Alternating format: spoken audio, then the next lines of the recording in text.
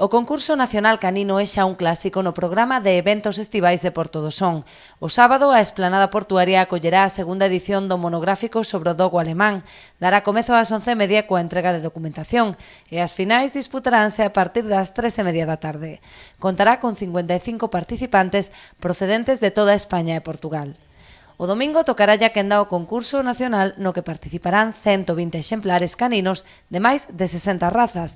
Ás 9:30 iniciarase a entrega de documentación e os controis veterinarios para comezar cos xuizos ás 10:30 da mañá.